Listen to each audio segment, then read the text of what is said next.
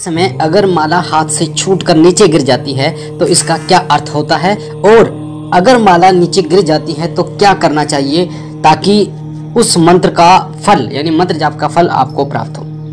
ये बहुत ही महत्वपूर्ण प्रश्न है। कई लोगों के साथ ऐसा हुआ भी है कि माला हाथ से छूटकर गिर गई और बहुत दुविधा में है कि मंत्र आगे जाप करें या फिर शुरू से जाप करें। तो आज मैं आपको इसका निवारण भी बताऊंगा कि मंत्र जाप करते समय अगर माला नीचे गिर जाती है तो आपको क्या करना चाहिए, और साथ ही आपको ये भी बताऊंगा कि क्या कारण होता है कि माला आपके हाथ से गिर जाती है। तो सबसे पहले वीडियो को ध्यान से सुनना ताकि बारीकी से आपको इस प्रश्न का उत्तर मिले। देखिए, माला का गिरना सबसे पहला निर्भर करता है आपके अभ्यास पर। अगर आपका अभ्यास है, आप जानते हैं मंत्र जाप करना, कैसे माला को पकड़ा जाता है, कैसे माला से जाप किया जाता है, तो माला के बहुत कम चांस होते हैं कि माला आपके हाथ से गिर जाए। साथ ही अगर माला फिर भी यानी अभ्यास भी है और फिर भी आपके हाथ से गिर रही है तो ये सबसे बड़ा संकेत ये होता है कि कोई नेगेटिव शक्ति, कोई नकारात्मक शक्ति आपके जाप को पूरा नहीं होना देना चाहती। वो नहीं चाहती कि आप जाप पूर्ण करो, किसी मंत्र का अनुष्ठान करो, वो नहीं चाहती कि आप जाप की संख्या को पूर्ण करो। इसलिए वो ये कोशिश करती है माला के द्वारा कि माला आपके हाथ से गिर जाए। कई बार आपके ध्यान को भटकाने की कोशिश करती है, कई बार अजीब अजीब आवाज़ें आपको चारों तरफ से आती है, तो ये सब उस नेगेटिव शक्ति के कारण होती है और कई बार वो आपकी माला को गिरने की कोशिश करती है। पर आपको इस चीज़ का विशेष रूप से बता दूं कि अगर आपने जाप काफ़ी किया हुआ है तब माला नहीं गिरती। माला गिरेगी एक माला पर या एक माला होने से पहले गिरेगी या 2 माला 3 माला पर गिरेगी। अगर आपने 11 माला कर दी तो नहीं गिरेगी माला, क्योंकि उस माला में इतनी ऊर्जा आ जाती है कि नेगेटिव शक्ति फिर उसको छू भी नहीं सकती। तो उस समय गिरती है जब या तो माला एक माला नहीं हुई हो या फिर 1-2 माला हुई हो, तब वो नेगेटिव शक्ति जो है वो आपके ऊपर यानी कि उस माला पर प्रहार करती है ताकि माला नीचे गिर जाए और आपका जाप खंडित हो जाए।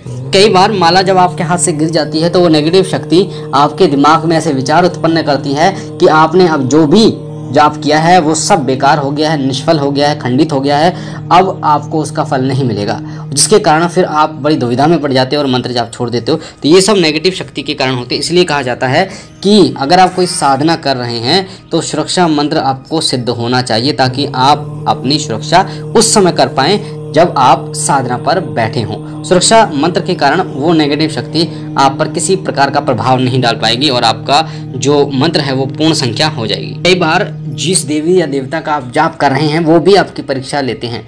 वो भी कई बार ऐसी परीक्षा लेते हैं कि वो आपके माला जो है उसको नीचे गिरा देते हैं, आपके मन में उल्टे सीधे वहम उत्पन्न कर देते हैं और आपका जो मन है वो नहीं लगता। तो वो नहीं चाहते कि आप साधना पूर्ण करें। ऐसी परीक्षा आपके इष्ट देव भी आपसे लेते हैं, आपका ध्यान इधर उधर भटका देते हैं, या फिर आपके हाथ पैर में कोई हलचल होती है तो ये सब आपके इष्ट देव की कृपा के कारण भी होता है। यानी कि जब वो आपके ऊपर इस तरीके की कृपा करते हैं कि वो आपकी परीक्षा लेते हैं कि ये व्यक्ति इस मंत्र की सिद्धि के लिए लायक है या नहीं है, तब भी ऐसा होता है कि माला जो है वो बार बार नीचे गिर जाती है।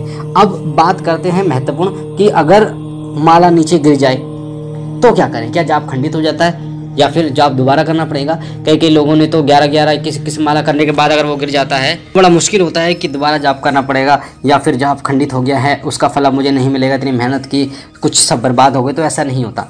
पहली बात तो ये कि अगर माला आपकी गिर जाती है धरती पे तो आपका जाप खंडित हो जाता है, यानी कि धरती पे गिर जाती है। पर इसके लिए, इसके बचाव के लिए आप कर सकते हैं कि एक मोटा कपड़ा आप माला के नीचे रखें। आपने कहीं देखा होगा कई लोग जब माला जाप करते हैं तो वो हृदय पटल के पास यानी हृदय के पास माला को लाकर जाप करते हैं, जिस और घुटनों के ऊपर कपड़ा रख लेते हैं ताकि अगर माला गिरे भी तो उस कपड़े के ऊपर गिरे और किसी हमारे शरीर के अंग को ना छुए।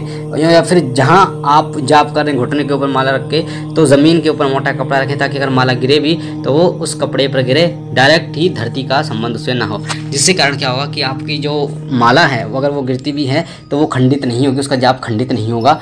अगर आपने उस माला के 51 मन के कर लिए या फिर 2, 5, 6 तो आप उस माला के मनकों को दोबारा कर सकते हैं। जैसे आप मान लीजिए आपने 10 माला कर ली और 11वीं माला आप कर रहे हैं, 11वीं माला के आपने 7-8 मन के ही करें, उसके बाद माला गिर गई पर माला गिरी उस कपड़े के ऊपर, तो आपको शुरू से माला जाप करने की जरूरत नहीं है।